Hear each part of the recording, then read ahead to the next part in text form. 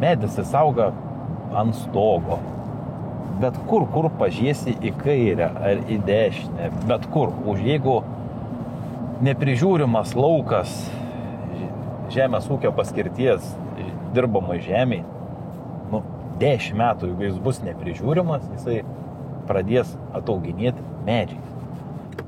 Vieną kartą vaikštau po mišką ir galvoju, o ką šitoj vietoj apart miško galim žmogus iš šitos žemės išgauti? Iš pelkės, pavyzdžiui. Kas gali pelkiai apart medžių būti naudinga žmonėm? Kaip ūkininkavimo forma. Įsivaizduokim, kad žaidžiam kokį nors tai žaidimą. Yra, pavyzdžiui, lygumos laukai, derlinga žemė, tai jo žmonės ūkininkauja. Ūkinės veiklos pelkiai, nepadarys. Bet ten gali užauginti juodalksnius. Geros kokybės, iš kurių pasidaro baldai, daililentės, pirčiai. Tai kaip ūkininkavimo forma. Kalvotose vietovėse pas mumis Lietuvoje nėra kalnų, bet, pavyzdžiui, tokioj Suomijoje, Švedijoje, Norvegijoje, kur ūkininkavimo jokio kito būdo žmogus ir pati gamta, niekas kitas tenais neauga. Tiesiog, nes ant akmens užaugt gali tik medis. Žinau, kas keišiausia, užauga. Skandinavijoje buvo žemių ten tiek. Minimaliai. Ir ten auga. Tai miškininkavimas, miškininkystė yra kaip ūkininkavimo forma, tik tais jinai trunka ne vienerius metus. Tai trunka dešimtmečiais.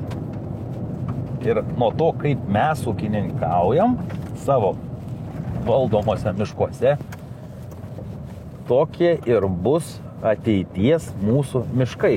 Jeigu mes šiandien nukirtom plyną kirtimą, tai tas pats kaip ir kalbėjom prieš tai. Jeigu nusiskutai rytą barzdą, veidas tai liko, barzda ataugs.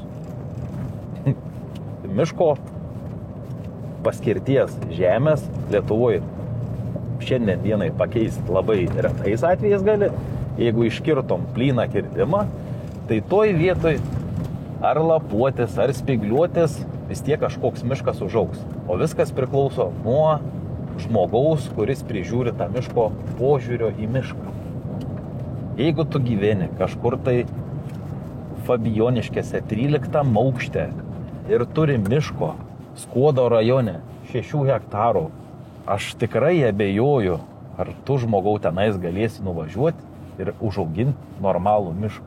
Nes atvažiavimo atstumas yra didelis, kad į mišką turi nuvažiuoti bent jau 1-2 kartus per metus. Bent jau 1 kartą į mišką per metus tu privalai, kaip miško savininkas, nuvažiuoti ir pasižiūrėti, kaip jis atrodo, ar išvirtę medžių yra, ar reikia kažkokius tai kirtimus daryti, nesvarbu, ar tai hektaras, ar tai 2 hektarai, ar tai 3. Viskas priklauso nuo pačio žmogaus savininko, kuris valdo tą mišką.